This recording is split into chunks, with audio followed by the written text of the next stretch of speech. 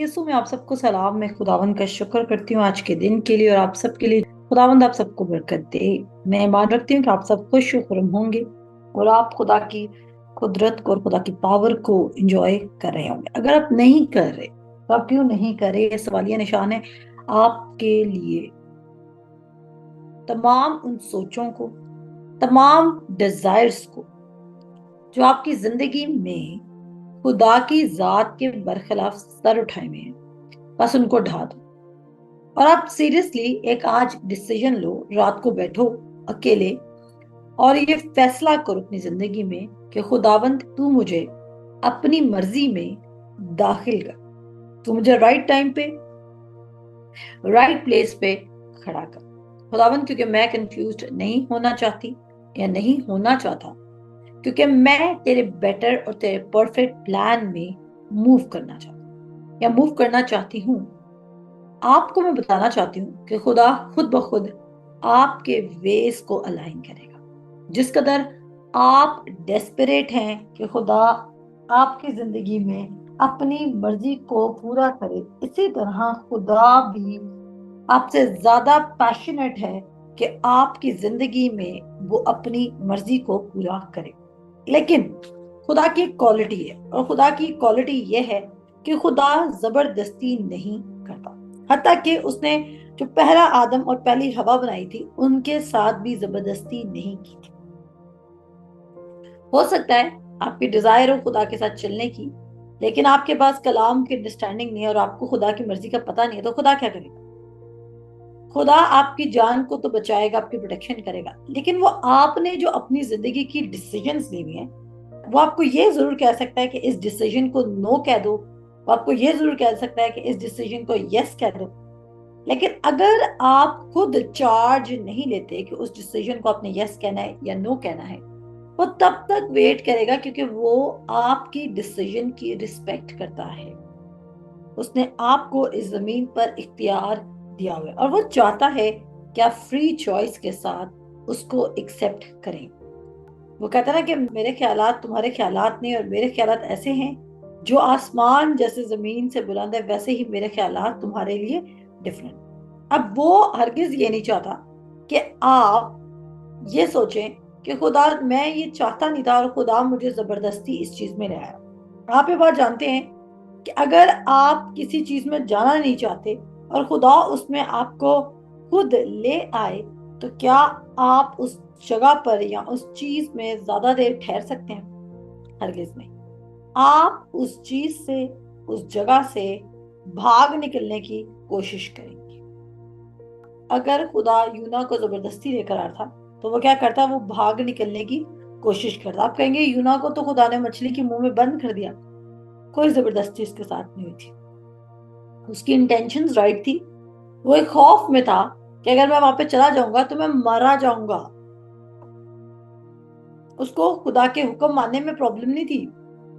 उसका मसला यह था कि उसको लगता था कि उसकी कहीं जान ना चली जाए, जिसकी वजह से वो खुदा की बात नहीं मान रहा।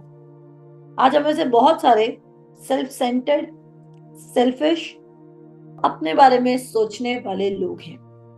अपने बारे में सोचना बुरा है नहीं, लेकिन क्या आप खुदा के तरीके से एक्चुअली अपनी थॉट्स को प्रोसेस करें? आया आपको ये ख्यालात सोचने हैं या नहीं सोचने हैं? आया आपको इस पर्सन की तरफ मूव करना है या नहीं करना? और ये मजाक नहीं है। आपके लिए अभी बहुत सारे जरूरी काम चल रहे होंगे, लेकिन सबसे ज्यादा जरूरी बात यह है कि क्या आपको इस चीज की खुशी, क्या आपको इस चीज की शादमानी है कि आप इस वक्त खुदा की राइट प्लेस पर बैठे हुए? कभी कभी आपके पास इतने ऑप्शंस आ जाते हैं। अच्छा, मैं अपनी अगर मैं बात करूं तो मेरे पास ऑप्शंस होते हैं, उसमें से मुझे चूज करना होता है। ये ज्यादा मुश्किल सिचुएशन है, ये ज्यादा मुश्किल सिचुएशन है। एक होता है ना, आपके पास ऑप्शन ही है कि भाई इसी से करना है, इसी की तरफ जाना है, इसी चीज की तरफ मूव करना है। लेकिन कभी कभी आप जिंदगी में इतने अच्छी अच्छी प्लेस पे खड़े होते हो जहां पर आपके पास मल्टीपल ऑप्शंस होते हैं। मैं सिर्फ शादी की बात नहीं कर रही, मैं ओवरऑल जिंदगी की बात कर रही हूँ। आप शादी की सेंस में ले लें, आप किसी और सेंस में ले लें, आपके पास हर चीज के ऑप्शंस होते हैं। वहां पर आप कैसे जानेंगे कि खुदा की नेक और कामिल और पसंदीदा मर्जी क्या है। इट्स बेटर अभी आप जहां पर भी हैं, अपना अगला कदम उठाने से पहले आप बिल्कुल क्रिस्टल क्लियर हो कि आया आप खुदा की मर्जी में एंटर हो रहे हैं या नहीं हो रहे। अगर आज से पहले आपकी जिंदगी में कोई रिजेक्शन आई, आज से पहले, मेरा मतलब यह है कि शायद कल का भी वो दिन हो सकता है, अगर कल आप किसी बात से डिप्रेस थे, किसी बात से सैड थे, किसी बात से ओप्रेस थे, और आज वो नहीं है, तो आज से फैसला कर लें कि मैं जिस बात से डिप्रेस था या ओप्रेस था या अपसेट था या वरिड था, तो क्या वो बात वर्थ इट है? क्या वो खुदा के प्लान का हिस्सा थी? ये इसी तरह है कि आप में से कितनों को ये यकीन है कि उसी के मार खाने से हमने शिफा पाई? तो आप सब यकीन रखते हैं? मैं बहुत इंपॉर्टेंट बात कर रही हूँ, और देखिएगा कि मैं कैसा अच्छा लिंक बिल्ड करती हूँ अपनी बात। अब आप यकीन रखते हैं कि उसी के मार खाने से हमने शिफा पाई। इमेजिन कीजिए आपके पास एक शख्स आता है, उसको कोई डिजीज है, और आप उसको मुकाशवा देते हैं और आप कहते हैं कि यीशु मसीह के मार खाने से तुम शिफा पा जाओ, लेकिन वो शदीद ढीठ मिट्टी का बंदा बना हुआ है, और उसके दिल की जमीन पर जो मोम है वो चढ़ी हुई, वैक्स्ड कोल्ड उसका हार्ट हुआ है। आप उसको कह रहे हैं कि यीशु मसीह के मार खाने से तुमने शिफा पाई, यीशु मसीह के मार खाने से तुमने शिफा पाई, लेकिन वो शख्स आपकी बात को मानने के लिए तैयार नहीं है, और वो अपनी बीमारी को लेके इस कदर परेशान है कि वो मरने वाला है।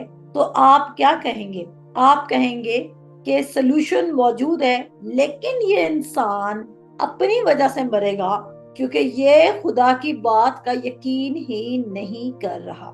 ऐसा है कि नहीं है? आपको उस शख्स पर गुस्सा आएगा? आपको उस शख्स पर गुस्सा आएगा? आपको वो शख्स बुरा लगेगा?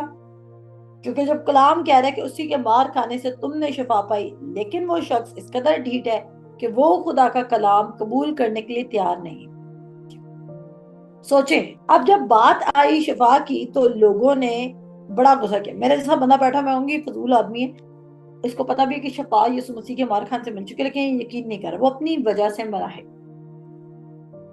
पिछले दिनों मेरी अम्मी के कोई जानने वाले थे, और वो पास्टर रहे अपनी जिंदगी में, और उनकी डेथ हुई। जब उनकी डेथ हुई पिछले दिनों ने, मेरे ख्याल से कुछ महीने पहले उनकी डेथ हुई। और वो काफी, वो ऐसे पेशेंट पर थे जो ना बोल रहे थे, ना कुछ खाते थे, ना कुछ था, बहुत ज्यादा बीमार थे। ऐसी बात नहीं कि मुझे अफसोस नहीं हुआ किसी के जाने की, किसी के वो फादर थे, किसी के वो भाई थे, किसी के वो हस्बैंड थे। ये बात नहीं कि मैं बहुत सख्त दिल और मैं कह रही हूँ कि नहीं नहीं नहीं, हम क्या कहने वो चलेगी, नो। मैं ये बात कह रही हूँ कि अगर आपने अंजील खोली और आपने अपनी जिंदगी में कलाम पर गौर किया, और आप तक कभी भी ये वर्ड्स गुजरी कि उसी के मार खाने से तुमने शिफा पाई, लेकिन आप फिर भी उस ट्रबल में अर्ली, अपने बिफोर टाइम चले जाते हैं और अपनी खिदमत को भी पूरा नहीं कर पाते, तो ये आपका इस जमीन पर लॉस हुआ है। उन भेड़ों का लॉस हुआ है, उन लोगों का लॉस हुआ है जिन्होंने आपके हाथों से, उन्होंने मिरेकल्स रिसीव करने थे, लेकिन आपने अपनी कॉलिंग को आंसर नहीं किया। आज जैसे आप शिफा की बात का यकीन रखते हैं कि यीशु मसीह शिफा दे सकता है, काश हमारे मसीही लोग उसी तरह इस बात का यकीन करने लग जाए कि खुदावंद यीशु मसीह पैसा देने की भी कुदरत रखता है, खुदावंद यीशु मसीह अच्छा पार्टनर देने की भी कुदरत रखता है, खुदावंद यीशु मसीह अच्छी नौकरी देने की कुदरत रखता है, खुदावंद यीशु मसीह अच्छे बिजनेस देने की कुदरत रखता है। अब मैंने जब कहा कि खुदावंद यीशु मसीह ये कुदरत रखता है, तो आप सब सोच रहे होंगे कि अच्छा, अभी हमने खुदा के सामने गिड़गिड़ाना है और खुदा हमें देगा।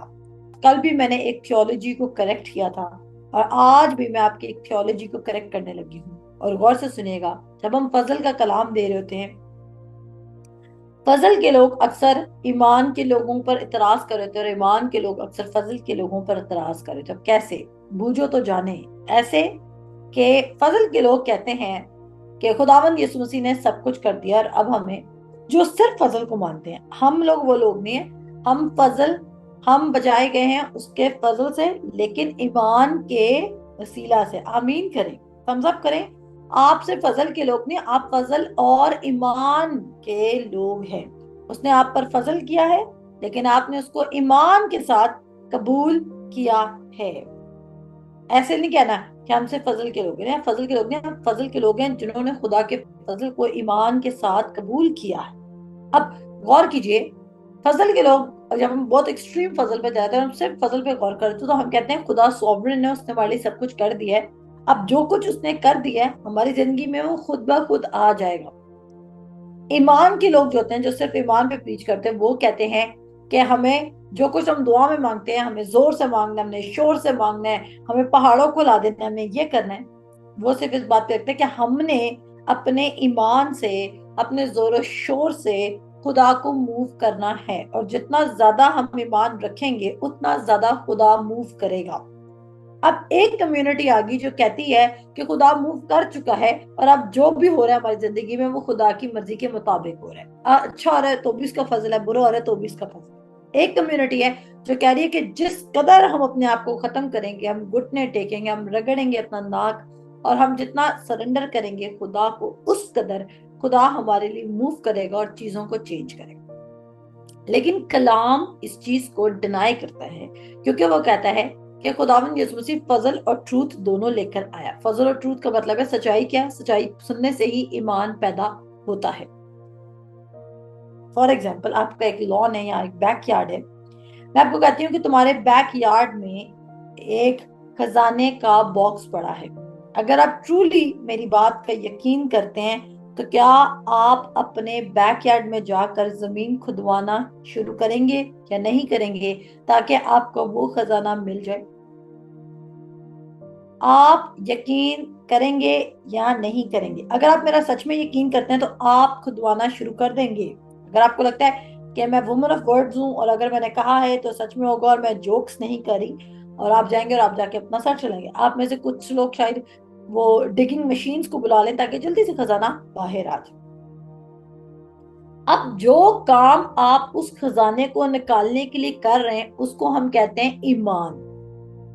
वो ये काम नहीं था कि आप वहां पर खजाना बनाने जा रहे, आप खजाना बनाने नहीं जा रहे थे, खजाना वहां पर मौजूद है, आप सिर्फ उसको निकालने जा रहे थे। ईमान ये काम है।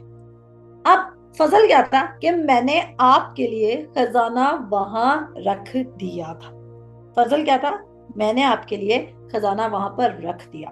आपने एक रखी हुई चीज को ढूंढने जाना था और उसको पकड़कर अपना बना लेना था। आसान क्या है, एक चीज को बनाना या एक बनी बनाई चीज को ढूंढना? बताएं मुझे। पिज्जा बनाना आसान है या पिज्जा हट से पिज्जा मिलता है वहां जाके रिसीव कर लेना आसान है? दो ऑप्शंस हैं। पिज्जा घर में बनाना आसान है या बाजार से जाके खरीद लेना आसान है? बड़ी सादी सी एग्जांपल्स दे रही हूँ ताकि मेरे अजीजों आपको समझ आ जाए। अच्छा जी, समझ आ गई सबको? डेफिनेटली खरीदना आसान है और बनाना मुश्किल है। बनाने के लिए पहले आप इंग्रेडिएंट्स लेकर आएंगे। अच्छा बनता है या नहीं बनता ये भी एक रिस्क की बात है, ऐसा है कि नहीं है? अच्छा बनेगा या नहीं बनेगा, उस तरह का क्वालिटी बनेगा या नहीं बनेगा, वो एक रिस्क की बात है। अब खुदा के फजल ने हमें सब कुछ दे दिया है। ईमान का एक्शन ये है कि हमने जाके सिर्फ उसको रिसीव करना है। लेकिन कुछ लोग समझते हैं कि हमने खुदा से रिसीव नहीं करना, बल्कि हमने खुदा को मनाना है कि तू हमें ये चीज दे दे। अगर आपको फर्क समझ आ गया है कि नाम सिर्फ ईमान में चल सकते हैं और नाम सिर्फ फजल में चल सकते हैं, बल्कि जो फजल से जो कुछ हुआ है उसको हम ईमान से रिसीव करते हैं। सबको समझ आया? थम्स अप कर सकते हैं, हार्ट दे सकते हैं, कुछ भी दे सकते हैं। आपको ये क्लैरिटी होना बहुत जरूरी है। क्रिश्चियन लाइफ में एक बहुत इंपॉर्टेंट बात लगी, ये मेरा तजर्बा है। आज मैंने कुछ कंक्लूजन्स निकाल रही थी बैठ के कमरे में, और जब आपकी क्लास तैयार कर थी तो मैं एक बात सोच रही थी कि उसने सब कुछ अच्छा रख दिया, उसने बहुत अच्छी अच्छी चीजें रखी हुई हमारे लिए, सब कुछ बेहतरीन है। लेकिन कभी कभी इतने अच्छे ऑप्शंस आपके पास होते हैं, अगर आप खुदा की आवाज में क्लियर नहीं है, वो आप मूवी है या क्या कहते हैं स्टोरी है कि प्रिंसेस है, उस जो प्रिंस है वो फ्रॉग बन गया है, तो उसने फ्रॉग्स को किस करनी है, और जो एक होगा वो बन जाएगा। अब पॉइंट यही है, क्रिश्चियन लाइफ में भी ऐसा ही है कि हम कितने फ्रॉग्स को किस करेंगे। अब मैंने प्रिंस सिर्फ लड़का लड़की की बात नहीं करी, मैं आपके मिरेकल की बात करी। आज आपको जो मिरेकल चाहिए मैं उसकी बात करी। आप कितनी चीजों को ट्राई करेंगे जब तक कि आप अपनी रियल चीज तक नहीं पहुंच जाते। How many frogs will you kiss before you reach to your real friends? आप कितने फ्रॉग्स को किस करेंगे जब तक कि आप अपने रियल फ्रेंड्स तक नहीं पहुंचे? इसका मतलब है कि सारी चीजें जो खुदा ने आपके लिए रखी हैं, शैतान ने उनसे मिलती जुलती चीजें क्रिएट कर ली ताकि आप 110% कंफ्यूज रह सके। मैं क्यों कह रही हूं, ये बहुत जरूरी दिन है आपकी जिंदगी के। क्यों जरूरी है? क्या आप अपना नॉन सीरियस एटीट्यूड अगले साल भी लेके जाना चाहते हैं?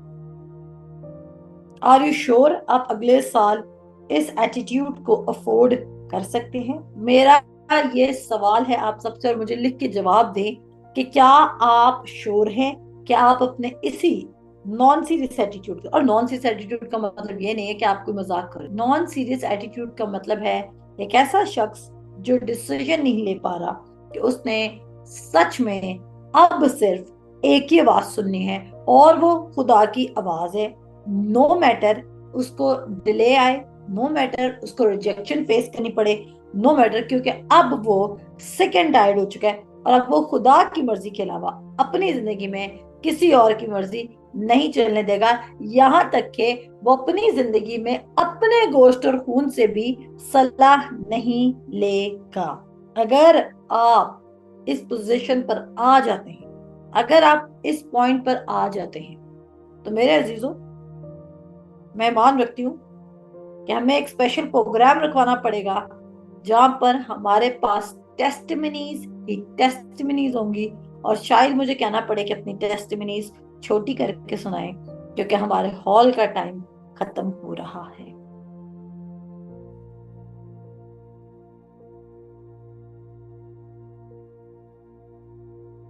मैंने कहा कभी कभी शैतान को पता था कि इस बंदे ने, मैं असली रूप में आ गया तो इसने डिस्ट्रैक्ट होना ही नहीं है, तो वो अच्छे रूप में आ जाता है। सो आज आपकी बीमारी, आपका दुख, आपका तकलीफ, आपकी गुर्बत, ये कोई वैल्यू नहीं रखते सवाए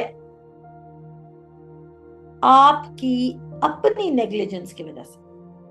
आज आप अपनी जिंदगी के किसी भी मकाम पर खड़े हैं, चाहे आप दिल बर्दाश्ता हैं, आपका दिल टूटा हुआ है, आपके बड़े नुकसानात हुए हैं, आपको रात को अच्छी नींद नहीं आती, आपकी रूह इस वक्त बेचैन हुई हुई है, या कुछ भी आप इस वक्त किसी भी कंडीशन में, उसकी एक ही बड़ी वजह है, और एक ही वजह है, ना सिर्फ बड़ी वजह बल्कि एक ही वजह है, और वो ये है कि आप एक डिलिजेंट सीकर रहे नहीं आज तक। क्योंकि मैं ये बात मानती नहीं हूं कि कोई खुदा को डिलिजेंटली सीख करो, क्योंकि इब्रानियों 11 से कहता है कि वो डिलिजेंट सीकर्स का, यानी कि जो उस पर पूरे दिल से तवक्कल करते हैं, जो लीन करते हैं, जिसके ऊपर वेट करते हैं, जो डिजायर कर रहे हैं कि वो चेंज को प्रोड्यूस करे, वो उनको रिवॉर्ड जरूर देता है। तो मुझे किसी की एग्जाम्पल सोचने की जरूरत ही नहीं है। मैं क्या करती हूँ, मैं 2019, 2020, 2021 को याद करती हूँ कि कैसे स्पीड से चीजें मेरे लिए तब्दील हुई थी, कैसे मेरा दिल तब्दील हुआ, कैसे मेरी सेहत तब्दील हुई, कैसे मेरे सोचे तब्दील हुई, कैसे मेरे इरादे तब्दील हुए, कैसे खुदा ने मुझे कॉन्फिडेंस दिया, कैसे खुदा ने मुझसे नौकरी छुड़वाई, कैसे खुदा ने मुझसे सोशल मीडिया छुड़वाया, कैसे खुदा ने मुझे एक बाकी दुनिया से बाइकआउट करवा के एक अलहदा मकाम पर खड़ा किया, कैसे खुदा ने मुझे सुपर नेचुरली फाइनेंसेस देना शुरू किए ताकि मैं घर बैठ के अंजील का काम करना शुरू करूं।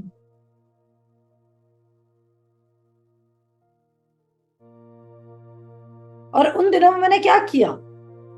क्या कोई मिनिस्ट्री एक सोफे से शुरू होते हुए आपने देखी है? KCPH जून के महीने में शुरू होने वाली सख्त गर्मी के महीने में मेरे सिटिंग रूम से शुरू होने वाली एक मिनिस्ट्री है, जिसमें से किसी एक शख्स को भी मैंने घर जाके विजिट करके मना कर लेकर नहीं आई। सुनने वाले खुदा मेरे पास खुद लेकर आया। गौर कीजिए, सुनने वाले खुदा मेरे पास खुद लेकर आया। मैंने सिर्फ एक काम किया कि मैंने खुदा की सुनना शुरू कर दी। जब आप खुदा की सुनना शुरू कर देते हैं तो फिर चाहे आप घर से निकले या ना निकले, वो आपसे काम लेना जानता है। आप लोग डेस्टिन्ड फॉर ग्रेटर थिंग्स। आप लोग इतने खास जरूर है, मैं मान रखती हूँ कि आप लोगों की डेस्टिनी कुछ डिफरेंट है, जो खुदा ने आपको एक स्पेसिफिक हिडन उस्ताद के अंडर रखा है। लेकिन खुदा ने आपको अगर इस हिडन पीछे रखा हुआ है अभी, वो इसलिए रखा हुआ है क्योंकि खुदा चाहता है कि जब आप दाऊद की तरह मैदान में उतरे तो फिर चाहे जाति जूलियत का नाम, आपके लिए भी यही नारा मारा जाए कि साउल ने तो हजारों को, पर दाऊद ने लाखों को गिरा दिया, मार दिया और भगा दिया।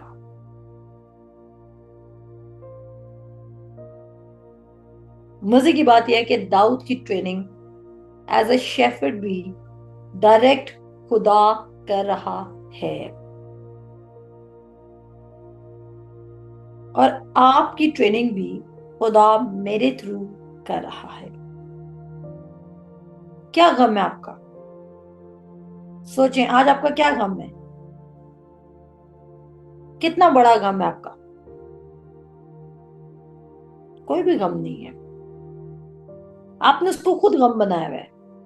ये इसी तरह है कि शफा मिल चुकी है लेकिन आप कबूल नहीं कर रहे। मैंने कहा बैकयार्ड में खजाना पड़ा है जो तुम्हारी नस्लों की नस्लों को सुधार के रख देगा। इतना ज्यादा है। आपने मेरी बात का यकीन ही नहीं किया, आपने गड्ढा खुदवाया ही नहीं। तो गलती किसकी थी? आपकी। आज खुदा यीशु मसीह ने आपके लिए सब कुछ कर दिया। हम ये गीत बहुत जोर से गाते हैं, हालात बदल जाते हैं यीशु तेरे आने से। लेकिन प्रैक्टिकली मैंने देखा है मसीहों की जिंदगी में हालात नहीं बदल रहे, और मुझे वो बड़े कॉम्प्रोमाइजिंग से मसीही लगते हैं जिनके हालात तब्दील ही नहीं होते। 1 साल नहीं हुए, 2 साल नहीं हुए, 3 साल नहीं हुए। मैं आज भी अपनी गवाही के बारे में ये कह सकती हूँ, 2010 में मैंने खुदा यीशु मसीह को कबूल किया, और हम जिस घर में रह रहे थे मुझे ऐसा लगता है वो दुनिया का सबसे बुरा घर। I use to hate that, I literally use to hate that. जैसे कहते हैं नफरत होना किसी घर से।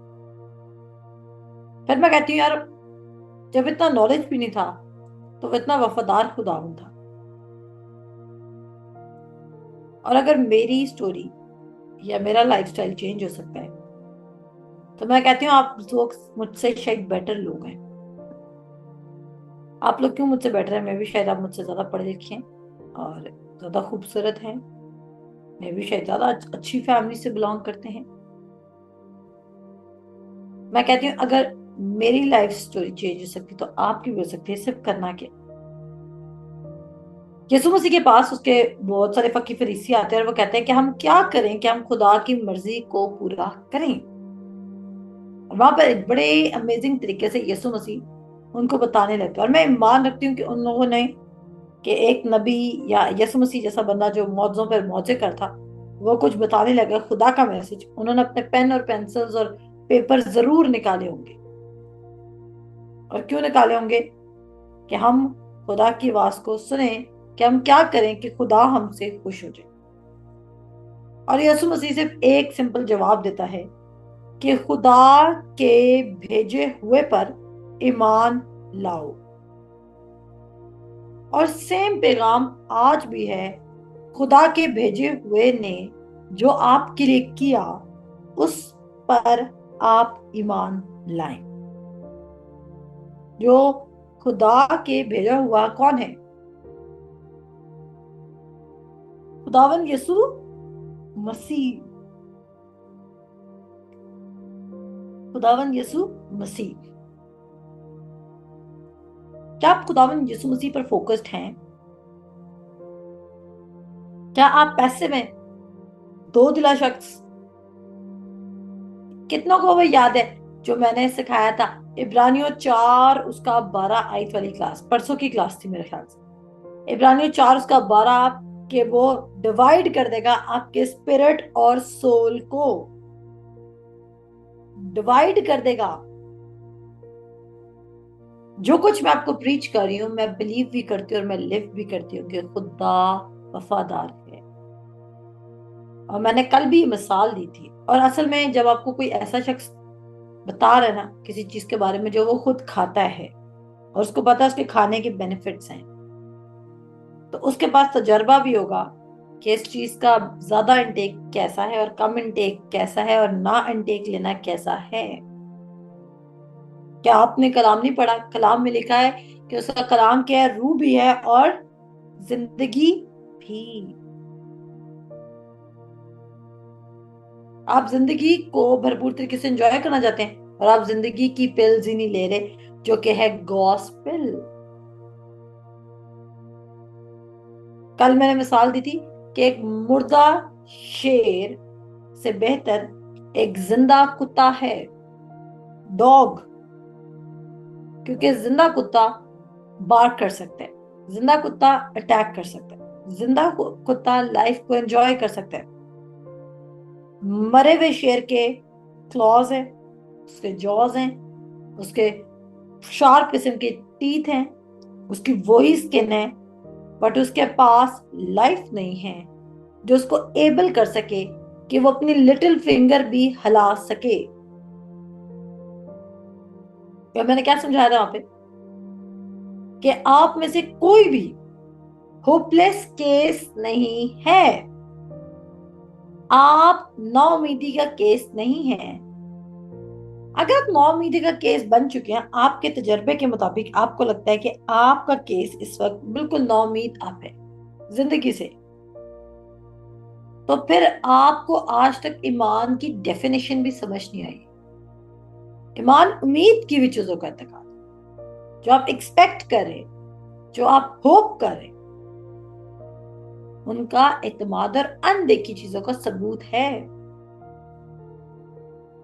इब्रानियों 4:12 कहता है कि खुदा का कलाम हर दो धारी तलवार से ज्यादा पावरफुल है। और वो क्या करेगा? जो चीज आपके दिल में फ्लैश की तरफ से सो हुई है उसको कट कर देगा और वो आपको एक तरह के ख्याल में लेकर चलना चाहता है। और ख्याल क्या है? यहां तक कि उसने आपको अपना माइंड भी दे दिया है। You have mind of Christ.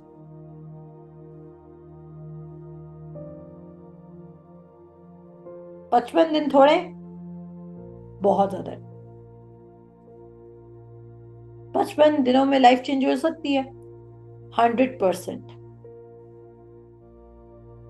आप चेंज करेंगे? ये क्वेश्चन मार्क है।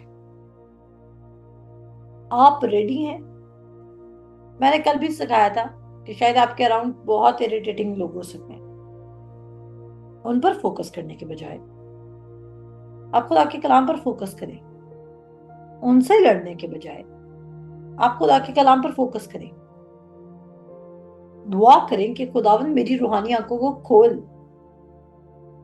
ताकि मैं देख सकूं कि मेरे दिल में जो भी कोई डिजायर्स हैं उनमें से कितनी खुदा की तरफ से हैं और कितनी मेरी अपनी हैं। 2017 में मैंने यूनाइटेड स्टेट्स के लिए अप्लाई किया था। सुनिएगा एक बात, 2017 में मैंने यूनाइटेड स्टेट्स के लिए अप्लाई किया था और क्या हुआ, मैं रिजेक्ट हो गई। जब मैं 2017 में यूनाइटेड स्टेट्स के लिए रिजेक्ट हुई तो जिस बंदे ने मुझे स्पॉन्सर किया हुआ था,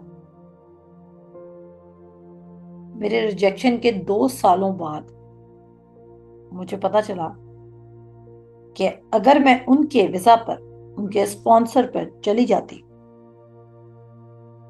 तो मेरे लिए मेरी लाइफ काफी डिस्ट्रक्शन की तरफ चली जाती और काफी लॉस हो जाता मेरी लाइफ का। क्या 2 साल पहले मैं वो चीज देख रही थी? नहीं, लेकिन खुदा वो चीज देख रहा था। हाँ जी। अब अगर उस टाइम, जाहिर बात है जब आप रिजेक्ट होते तो आपका दिल बड़ा टूटता है, मेरा भी टूटा दिल, उदासी हुई, मुझे बड़ी उदासी हुई। लेकिन जब पता चला कि इसमें खुदा की मर्जी नहीं थी और बाद में खुदा ने चीजें दिखाई कि क्यों मेरी इसमें मर्जी नहीं थी, तो फिर खुशी हुई।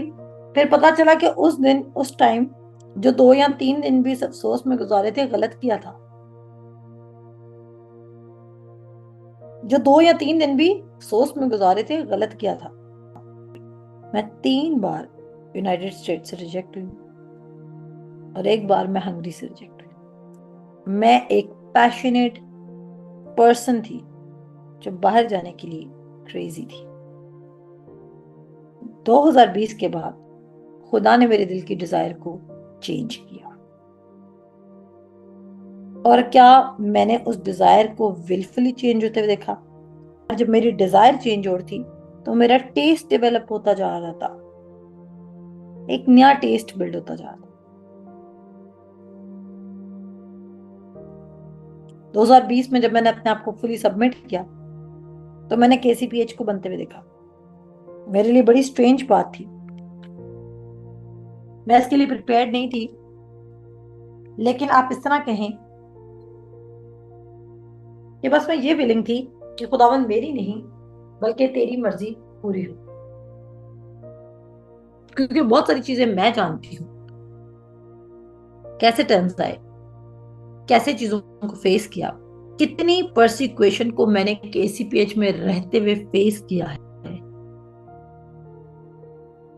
तो मैं ये बताना चाहती हूँ कि ये टोटली फ्री चॉइस है आपकी।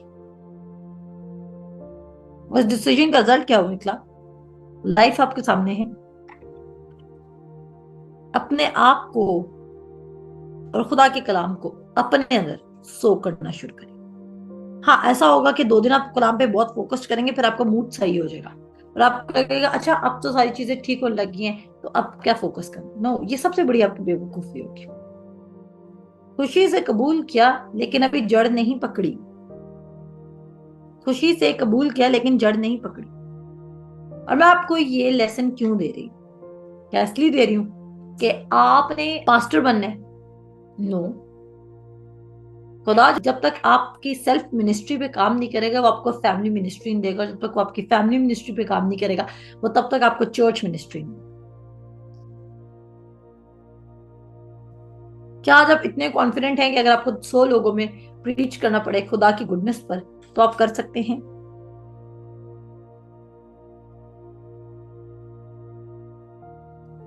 क्या आपको लगता है कि खुदा की गुडनेस और खुदा की मर्सी और खुदा के बड़े काम और खुदावंद यीशु मसीह के बारे में बताने के लिए आपको एक सरमन प्रिपेयर करना है? आप कोई दवाई खाते हैं और वो आपको कोई फायदा देती है, या आप किसी चीज को यूज करते हैं for a very long period और वो आपको कोई बेनिफिट देती है, तो उसके बारे में किसी और को बताने के लिए क्या आप किताबें खोलते हैं, या जो उसको इस्तेमाल करने का तजर्बा था आप वो बताते हैं? डेफिनेटली जो उसको इस्तेमाल करने का तजर्बा था आप वो बताते हैं।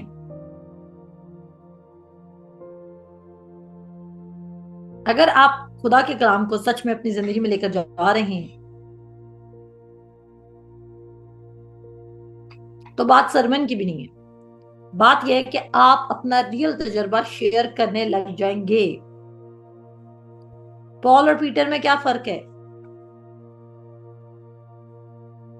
पॉल खुदावंद यीशु मसीह को कबूल करने से पहले भी जो बिलीव करता था, इतना पक्का बिलीव करता था कि अगर उसके बिलीफ सिस्टम से अगेंस्ट कोई जाता था तो उसको मारने निकल जाता था। ऐसा ही है।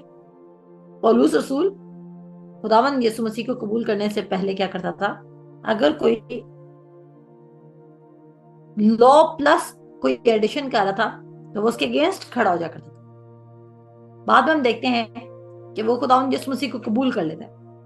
अब जब वो खुदावंद यीशु मसीह को कबूल कर लेता है तो फिर हम क्या देखते हैं कि फिर भी वो इतना पैशनेट हो गया कि उससे पहले के जो खड़े हुए पास्टर्स हैं वो उनकी भी बात सुनना गवारा नहीं कर रहा।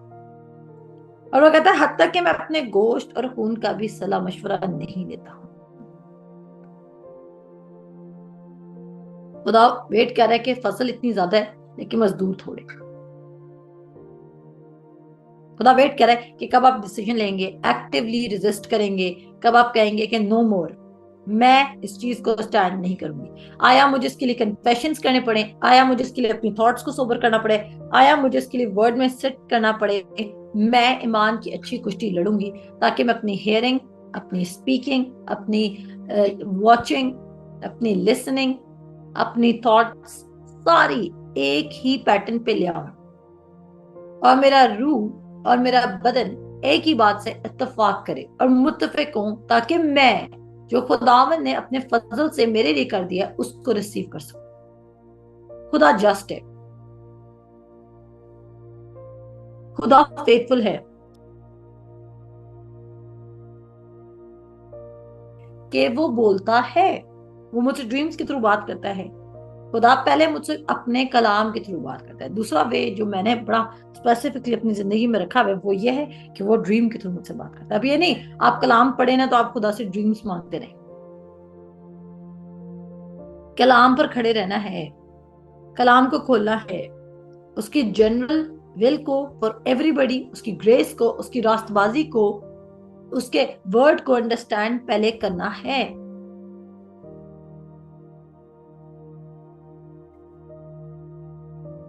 सुनिएगा, 4 तरह की जमीन थी लेकिन चोर का डायरेक्ट एक्सेस सिर्फ एक तरह की जमीन पर था और वो लोग थे जिनको कलाम समझ ही नहीं आता है।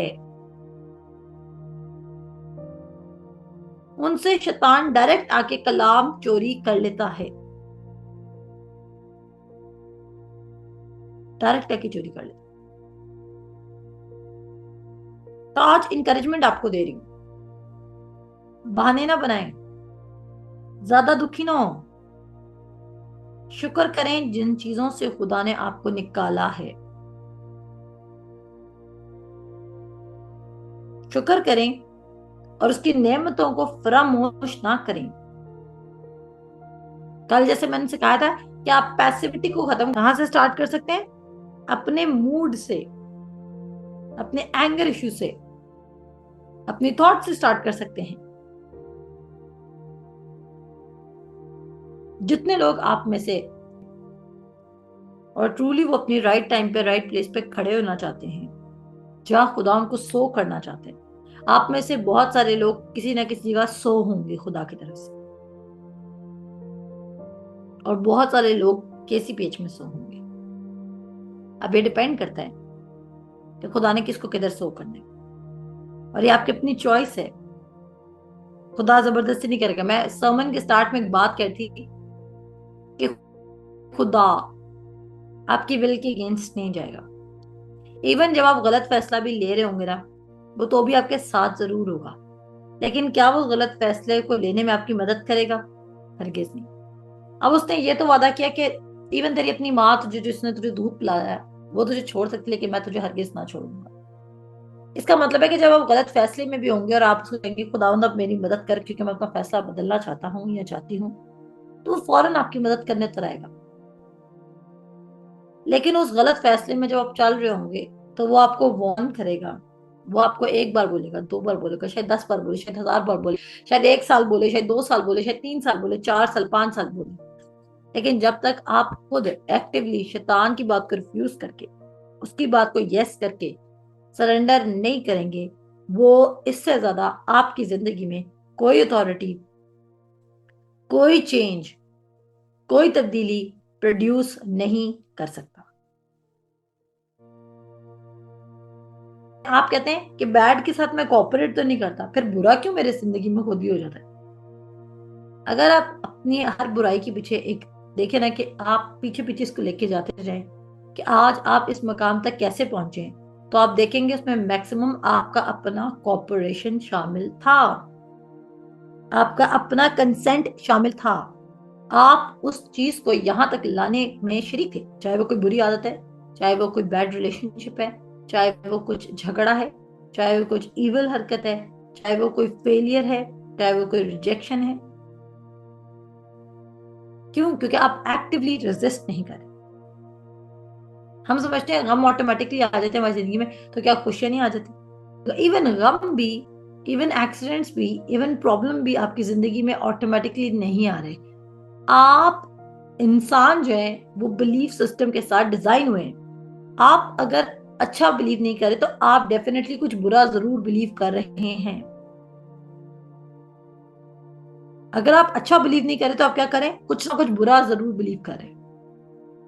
और उस बुरा बिलीव करने के साथ आपको लगता है बुरा तो हमने सोचा भी नहीं था। नहीं, क्या पता आपके वर्ड ऐसे हो, क्या पता डीप डाउन आपके दिल में फियर हो, क्या पता डीप डाउन आपने उस चीज को इमेजिन किया हो। आप कह रहे हैं आपकी जिंदगी मुसलसल अपनी अपनी लहर में जा रही है। वो क्यों लहर में जा रही है? क्योंकि आपकी कश्ती इवन जब आप नहीं चलाएंगे ना, वो क्या होता है, हाँ जी, वो जो भी बोट के वो होते हैं, विंग्स होते हैं, हैंड्स होते हैं, अगर आप वो नहीं भी चलाएंगे ना, तो भी क्या आपकी कश्ती पानी पर फ्लोट नहीं करेगी? बताइए मुझे। करेगी, क्योंकि लहरें उसको अपनी डायरेक्शन में जहां मर्जी लेके चली जाएंगी। कश्ती फिर भी फ्लोट करेगी, लेकिन उसकी डायरेक्शन आपके कंट्रोल में नहीं होगी। कितना को ये एग्जाम्पल समझ आई? जरा थम्स अप कर दें अगर आपको ये मिसाल समझ आई है कि अगर आप कश्ती में सवार हैं और आप वो नहीं चला रहे, जो भी इसके होते हैं आर्म्स, जो भी होता है, अगर आप वो नहीं चला रहे तो कश्ती फिर भी फ्लोट करेगी, क्योंकि पानी के अंदर जो समुद्र का पानी है या जो नदी का पानी है, जो भी वेव्स हैं, उनके अंदर ये एबिलिटी है कि वो आगे आगे पुश करती हैं। आप आगे जाएंगे, पीछे जाएंगे, लेकिन आपको पता नहीं है कि आप जा कहाँ रहे हैं, क्योंकि आपने कश्ती का कंट्रोल लहरों के हाथ में दिया हुआ है। और लहरों का कंट्रोल है हवाओं के हाथ में, और हवाएं कौन चला रहे हैं? खुदा जाने। इसका मतलब है कि आपकी लाइफ का कंट्रोल कोई और, किसी और के हाथ में है। सो आज क्या करना है? आज अपनी लाइफ का कंट्रोल खुद अपने हाथ में लेना है, और नॉन सीरियस चाइल्डिश एक्ट्स छोड़ देने हैं। एक क्लाउन किंगडम के काम को नहीं कर सकता। एक जोकर शख्स खुदा की बादशाहत के कामों को नहीं कर सकता। If you are a joker, अगर आपने अपनी जिंदगी को मजाक समझा हुआ है, you act like a clown, और आप अनटेम्ड हैं, तो फिर किसी भी चीज को एक्सपेक्ट कर सकते हैं कि वो आपकी जिंदगी में आ सकती है। कोई भी चीज, किसी तरह की भी चीज। जैसा आप कहते हैं ना कि हमारे जिंदगी में खुदा का कलाम क्यों नहीं पूरा हो रहा, बाकी चीजें तो खुद ब खुद हो जाती है। बाकी चीजें खुद ब खुद नहीं होती। आपने वो चीज इंस्टा से बिलीव करके पिक की अपने दिल में। आपने वो टीवी ड्रामा से चीज या ड्रामा पिक करके अपने दिल में सोक किया। आपने किसी दोस्त के साथ बैठ के वो गमगीन बातें अपने दिल में सोक की। आपने किसी की बैड लक अपने दिल में सोक की। ऐसे खुद ब खुद नहीं हो रहा आपकी जिंदगी में। आपने उन चीजों को सोक किया। अब आप कहेंगे गुडनेस और मर्सी मेरी जिंदगी में क्यों नहीं फ्लो करी? हाँ, बेशक गुडनेस और मर्सी बाय हिज ग्रेस आपको मिल तो चुकी है, लेकिन वो ईमान के साथ ही इम्ब्रेस की जा सकती है। जैसे वर्ल्ड की चीजों का सोर्स वर्ल्ड है, इस तरह खुदा की चीजों का सोर्स खुदा का कलाम है। आप खुदा वाले रिजल्ट चाहते हैं, लेकिन सोर्स आप कुछ और चाहते हैं। सोर्स आप अपनी मर्जी का चाहते हैं, और क्या रिजल्ट में निकल रहे हैं? क्या आप वो गुडनेस और मर्सी या लॉन्ग लाइफ आपको नजर आ रही है? So today and tomorrow and the rest of the 55 days are for you. वो आपके लिए 55 दिन हैं कि आया ऐसे ही जिंदगी गुजारनी है या प्रैक्टिकली अपनी जिंदगी में डिसीजन लेनी। आप एक सिंगल मदर हैं, आप एक सिंगल फादर हैं, आप एक ऐसे हस्बैंड के साथ रह रहे हैं शायद गॉडली नहीं है, आप एक ऐसी बीवी के साथ रह रहे हैं जो बहुत झगड़ालू है, आपके पेरेंट्स बहुत ज्यादा आपको तंग करते हैं, आपने पढ़ाई नहीं की है, आपकी में भी बहू आपको बहुत तंग करती है, आपकी सास आपको तंग करती है, आपके घर में फसाद है, आपको कोई और बहुत तंग करता है, आपके घर में शायद पैसा नहीं है, बीमारी है, कुछ भी है। ये सब इसलिए है क्योंकि किसी ने चार्ज नहीं लिया। आप कहेंगे मैं तो चार्ज नहीं ले रहा क्योंकि बाकी घर वाले यकीन कर नहीं रहे। आप लेना शुरू करें क्योंकि आपकी दुआ के असर से बहुत कुछ हो सकता है। आप चार्ज लें क्योंकि वो कहते हैं जो इत्तेकाद रखता है, अगर वो उस पहाड़ से भी कहेगा उखड़ जा और समुद्र में जा पड़ और वो तेरी बात मानेगा तो वो मानेगा। तो क्या करेंगे? ऑनर करेंगे वर्ड ऑफ गॉड को। क्या करेंगे? हैबिट बनाएंगे वर्ड को सुनने के। कलाम इतना सुने, इतना सुने, इतना सुने कि आपके वो बंद बंद और गुदे को जुदा कर दे, स्पिरिट एंड सोल को जुदा कर दे, आपको क्लैरिटी मिल जाए। आपकी अनसर्टेनिटी, ज्यादा अनसर्टेनिटी इसलिए है क्योंकि क्लैरिटी नहीं है। आप ज्यादा अनसर्टेन इसलिए हैं क्योंकि क्लैरिटी नहीं है। अगर आपको पता हो कि आपने इसी रास्ते पे जाना है तो फिर आप उस रास्ते पर आपको जाने से कौन रोक सकता है?